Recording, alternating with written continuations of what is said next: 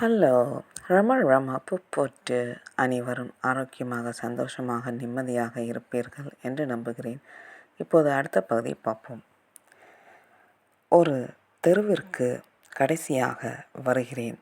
அங்கு வீடுகள் பெரியதாகவும் நன்கு கட்டப்பட்டதாகவும் உள்ளன மற்றும் அதன் வளாகங்கள் விசாலமானதாகவும் ஒழுங்காகவும் வைக்கப்பட்டுள்ளன.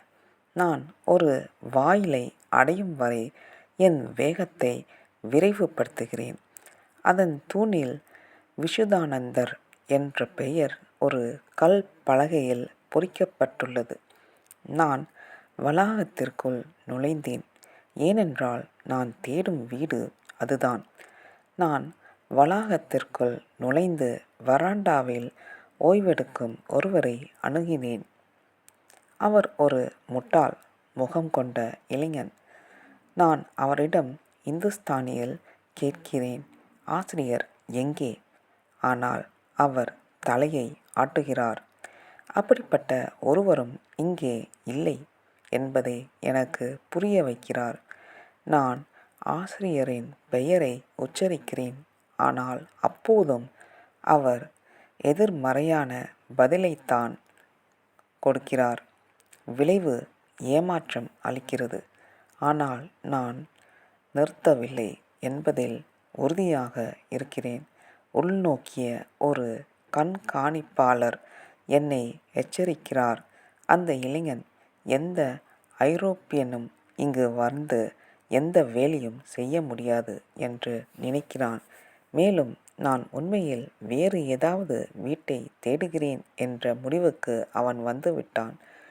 நான் மீண்டும் அவரது முகத்தை பார்த்து அவர் முட்டாள் என்று எழுதுகிறேன். அவரது கைகளை புறக்கணித்துவிட்டு நான் நேராக வீட்டிற்குள் செல்கிறேன்.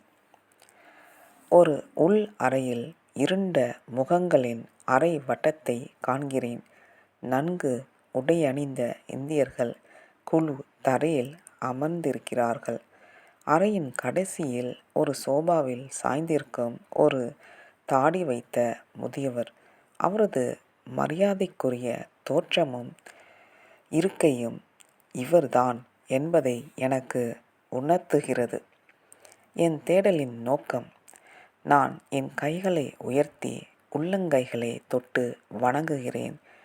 அமைதி ஐயா. நான் வழக்கமான இந்துஸ்தானி வாழ்த்து சொல்கிறேன். நான் எனது அறிமுகத்தை வழங்குகிறேன். இந்தியாவில் பயணம் செய்யும் ஒரு எழுத்தாளராக என்னை அறிமுகப்படுத்திக் கொள்கிறேன்.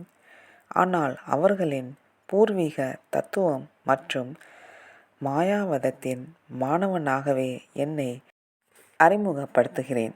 நான் சந்தித்த சீடர் தனது ஆசிரியர் தனது அற்புதமான சக்திகளை ஒருபோதும் பொதுவில் வெளிப்படுத்துவதில்லை என்பதையும், தனிமையில் நிழலில் கூட அவர் அவற்றை அந்நியர்களுக்கு அரிதாகவே காட்டினார் என்பதையும் விளக்க கவனமாக இருந்தார் என்பதை நான் தெளிவுபடுத்துகிறேன்.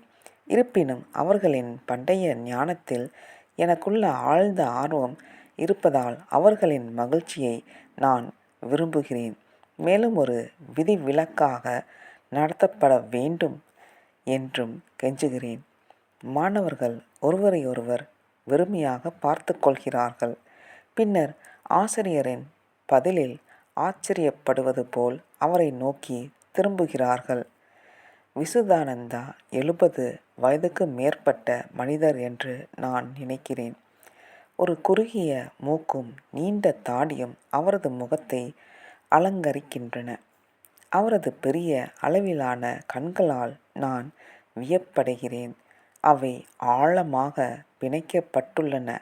ஒரு பிராமணரின் புனித நூல் அவரது கழுத்தில் தொங்குகிறது. அந்த முதியவர் என்னை நோக்கி குளிர்ச்சியான பார்வையுடன் பார்க்கிறார். நான் ஒரு நுண்ணோக்கியின் கீழ் படிக்க வேண்டிய ஒரு மாதிரியைப் போல விசித்திரமான மற்றும் ஏதோ ஒன்று என் இதயத்தை தொடுகிறது என்று நான் உணர்கிறேன். உண்மையில் ஏதோ ஒரு விசித்திரமான சக்தி முழு அறையிலும் ஊடுருவி இருப்பதாக தெரிகிறது. எனக்கு சற்று சங்கடமாக இருக்கிறது. இறுதியாக நான் பெங்காலி என்று அடையாளம் காணும் ஒரு பேச்சு வழக்கில் சில வார்த்தைகளை அவர் சீடரிடம் உரையாற்றுகிறார். அவர் திரும்பி அரசு சமஸ்கிருத கல்லூரியில் முதல்வராக இருக்கும் பண்டிட் கவிர்ஜியை மொழிபெயர்ப்பாளராக சேர்க்காவிட்டால் எந்த பார்வையாளரையும் அனுமதிக்க முடியாது என்று எனக்கு தெரிவிக்கிறார். பண்டிதரின் சரியான ஆங்கில அறிவு. விசுதானந்தாவின் சீடராக அவர் நீண்ட காலமாக பணியாற்றி வருவதுடன் நமக்கு இடையே ஒரு ஊடகமாக செயல்பட அவருக்கு சரியாக பொருந்துகிறது. நாளை மதியம் அவருடன் வாருங்கள் என்று ஆசிரியர் கூறுகிறார். நான் 4 மணிக்கு உங்களை எதிர்பார்க்கிறேன். நான் பின்வாங்க வேண்டிய கட்டாயத்தில் இருக்கிறேன். சாலையில் நான் ஒரு வண்டியை அழைத்து கொண்டு சமஸ்கிருத கல்லூரிக்கு வளைந்து செல்லும் தெருக்கள் வழியாக ஓட்டுகிறேன். முதல்வர் அங்கு இல்லை. அவர் வீட்டில் இருக்கலாம் என்று யாரோ நினைக்கிறார்கள்.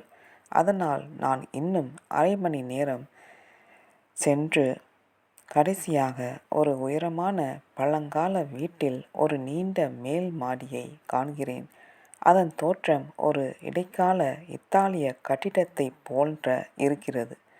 பண்டிதர் ஒரு மேல் அறையில் தரையில் அமர்ந்திருக்கிறார். ஒவ்வொரு பக்கத்திலும் புத்தகங்கள், காகிதங்கள் மற்றும் கல்வி பொருட்களின் சிறிய குன்றுகளால் சூழப்பட்டு உள்ளது. பிராமணரின் வழக்கமான உயர்ந்த புருவம், மெல்லிய நீண்ட மூக்கு மற்றும் லேசான நிறம்.